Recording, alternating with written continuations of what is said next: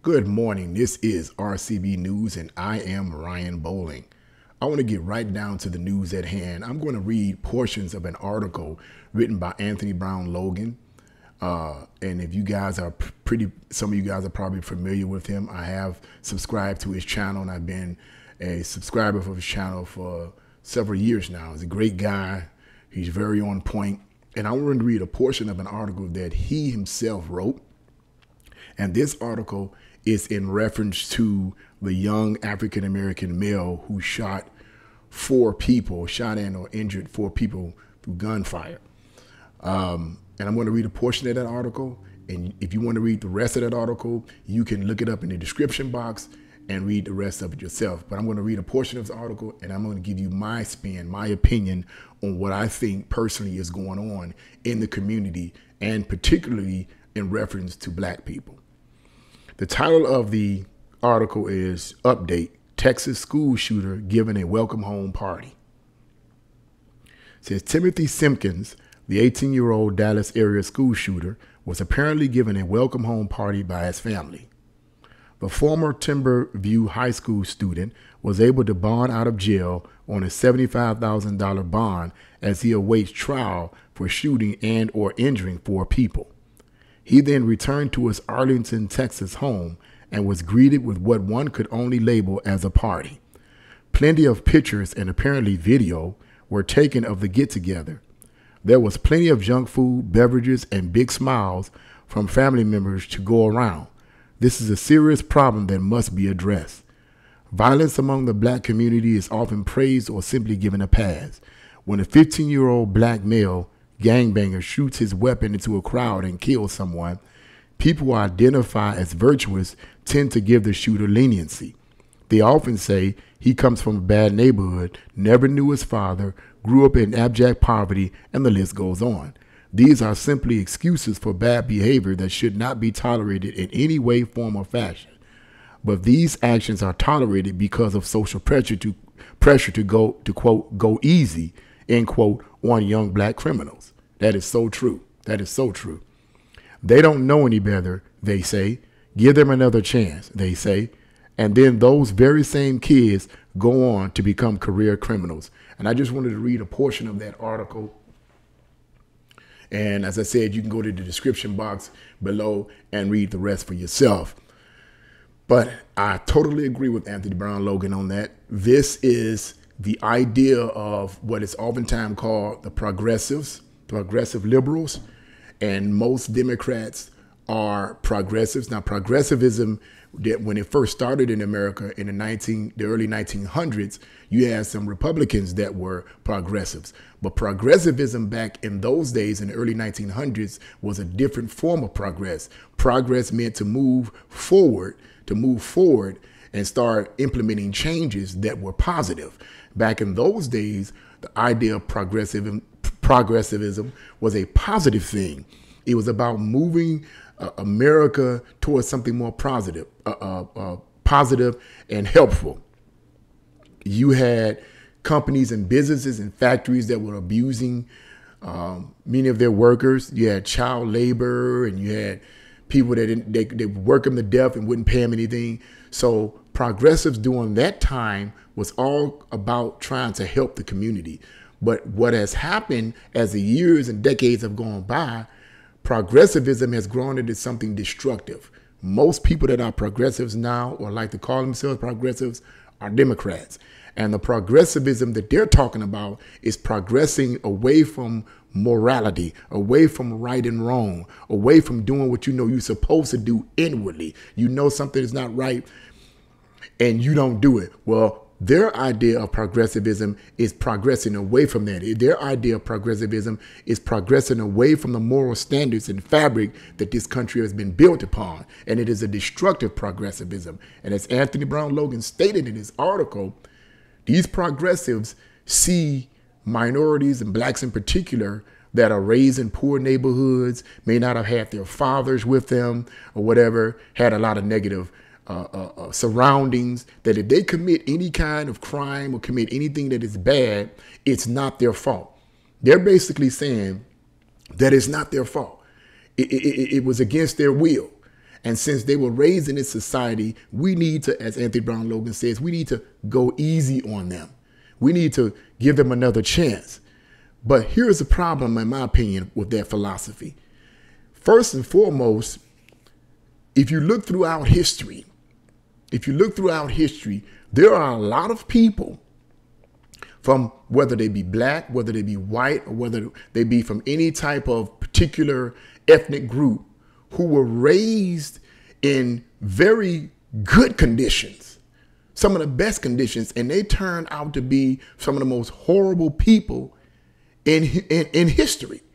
So if circumstances, negative circumstances, is what causes people to do evil things, and we should give them a slap on the wrist when they do these evil things when it comes to the court of law, then what about those people who were raised in great, positive circumstances, but commit some of the most horrendous acts in history? What about them? What's their excuse? And I'll tell you what the situation is.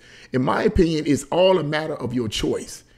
If that was the case, all these progressives that's throwing it, progressive Democrats that's throwing this nonsense out here, if that's the case, then what about all the black people who are raised in negative circumstances, who may have had an abusive father, an abusive mother, raised in poverty, had an apartment or a house filled with rats and mice and roaches and everything else, ended up being very prosperous, very successful. People like Thomas Sowell, Walter Williams, these individuals who, by the way, Walter Williams passed away some years ago. But Thomas Sowell, he wasn't raised in the best of circumstances. Walter Williams, he wasn't raised in the best of circumstances, and yet at the same time, these people became very, very successful. You go all the way back to history, in the early history in America, and you go back to people like Frederick Douglass. Can we say Frederick Douglass was literally a slave? And he escaped slavery, and he became a very accomplished speaker, public speaker, and he mastered the English language and became a spokesman for America and defending America America against slavery. Actually, he was actually an advocate against slavery. Forgive me for that. He was an advocate against slavery, and he became one of the greatest spokesmen against slavery. But yet he was raised in circumstances that should have said, you should have been the worst person you should have been like, I don't know, like Nat Turner. Look at Nat Turner. Nat Turner decided to create an insurrection. Now, what's the difference between Nat Turner and people like Frederick Douglass? It's a matter of choice. It's a matter of what you're going to do with your circumstances. What these progressives are doing is actually hurting the black community. And I said this before, and I say it again. This is my personal opinion, but it is my opinion based on my studies. These progressive Democrats are the original supporters of slavery. They were the original supporters of slavery. They were the creators of the KKK, and they were the creators of the Jim Crow laws. I don't believe once that these Democratic progressives, who most of them create laws in these cities where they pat criminals on their hand, I don't believe for once that their intentions are pure. I believe that they're purposely trying to destroy the community.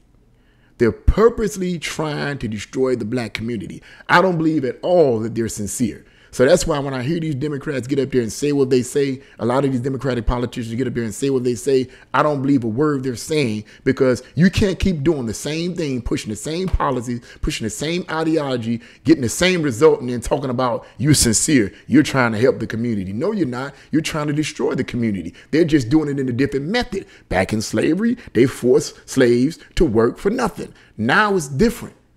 They'll tell black people, and all people for the matter, but they'll tell black people, well, we're going to do this, we're going to do that, we're going to give you this, we're going to give you that, we're going to give you this. But once you put your vote in, they go back to their same way.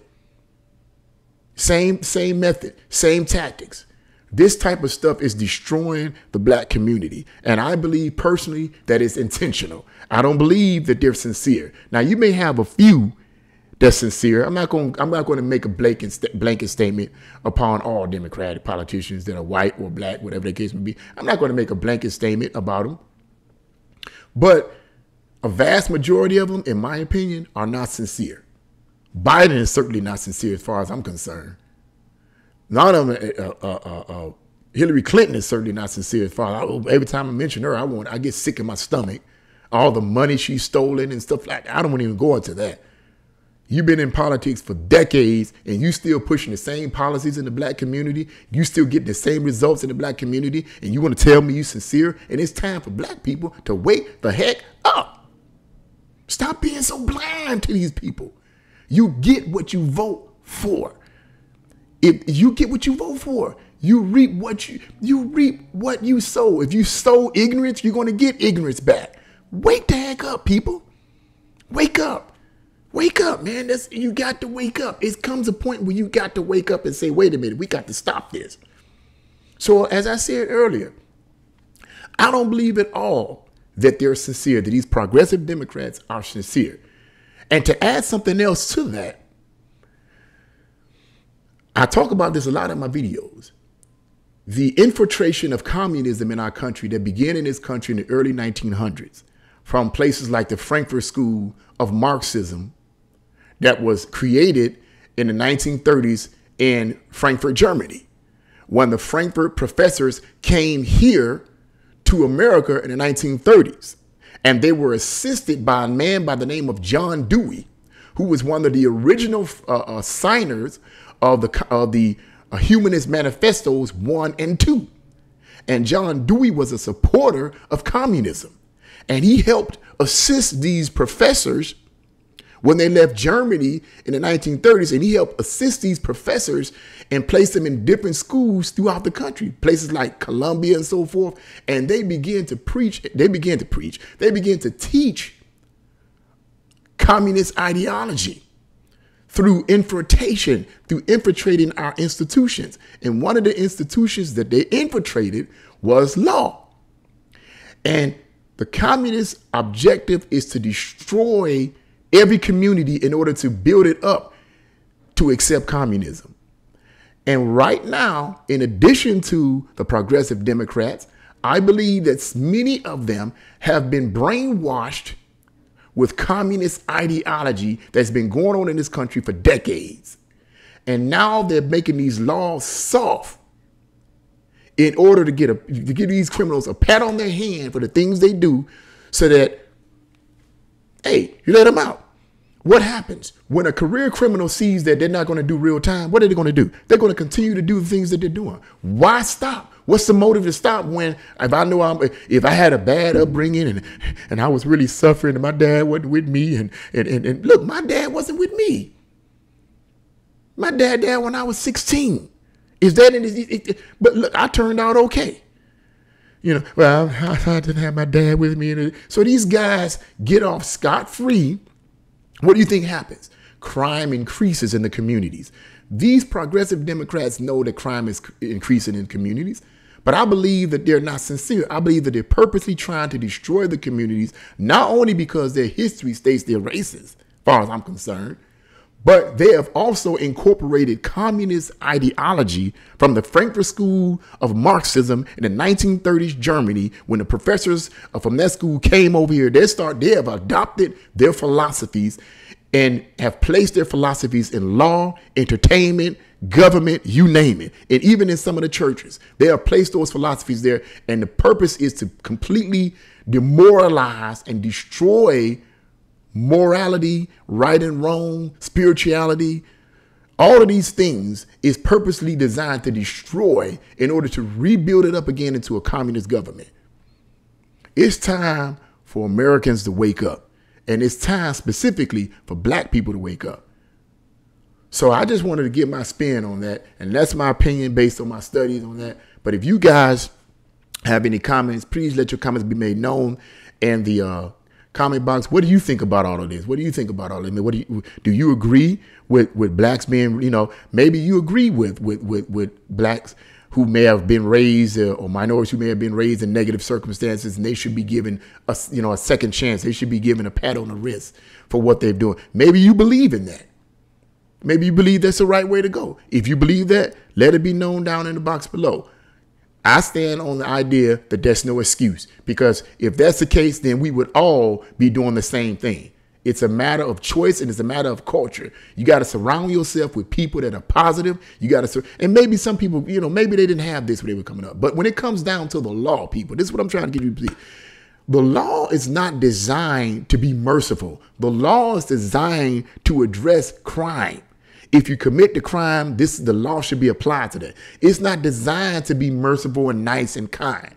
When you don't have any laws in the communities and the societies, you have chaos. And that's what we're seeing going on right now. We're having chaos in our black communities because we have politicians on the local, state, and federal level who keep pushing for laws that are soft. And I believe they're pushing these laws that are soft for a purpose and for a reason. I believe they have a motive. I believe they have an agenda, and it's a destructive agenda. And by the grace of God, I'm going to expose that agenda. But if you guys have any comments, please make your comments be made known in the box below. If you like this video, press the like button, share this video, and subscribe. God bless you all, and see you again on RCB News.